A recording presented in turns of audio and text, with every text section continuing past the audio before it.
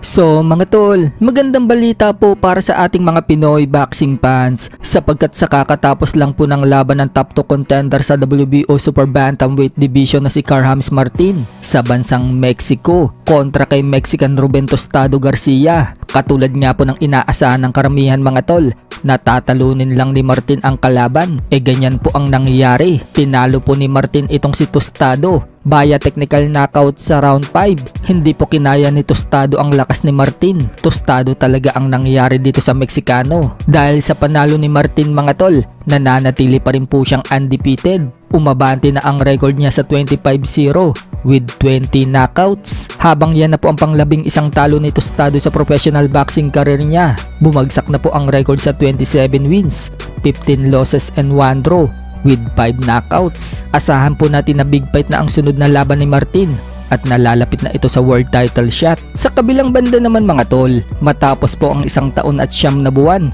muling nagbabalik po ang Pinoy prospect na si unbeaten Christian Pete Laurente. Muli pong nagpakitang gila si Pete kahapon sa comeback fight niya na ginanap sa Ilorde Sports Center, Parañaque City. Tinapos lang po kasi niya sa loob ng first round ang kapwa Pinoy na si Alvin Vergara. 2 beses pang pinabagsak ni Pete si Vergara. Una, nang tamaan niya ito ng left straight. So parang hindi nga po todo yung suntok na yun mga tol. Pero bumagsak itong si Vergara. Nakabangon pa naman mga tol.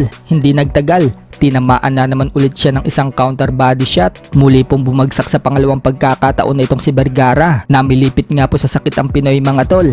Binilangan siya ng referee pero hindi niya na nagawang bumangon pa. Kaya panalo mga tol si Pete via knockout sa round 1. Umabante na ngayon ang record ni Pete Laurente sa 13-0 with 8 knockouts. Habang yan na po ang pangatlong talo ni Vergara mga tol sa pro fights niya. Nakilala nga po itong si Pete Laurente mga tol sa kakaibang boxing skills niya. Bukod po kasi sa may lakas itong si Pete, kayang-kaya din niya manalo sa pamamagitan ng puntusan. Kaya mahirap talunin itong si Pete Laurente mga tol. Medyo nagka-problema lang sa karir itong si Pete mga tol. Kaya ngayon lang ulit siya nakabalik sa professional boxing. Ayon nga po sa commentator mga tol, naguluhan daw itong si Pete Laurente kung sa amateur ba papasok o sa professional boxing. Pero ngayon, mukhang mananatili na daw si Pete sa professional. Sa ibang banda naman mga tol, tukoy na nga po kung sino ang makakalaban ni Mark Magsayo ngayong darating na December 14. Nagaganapin sa Long Beach, California, USA.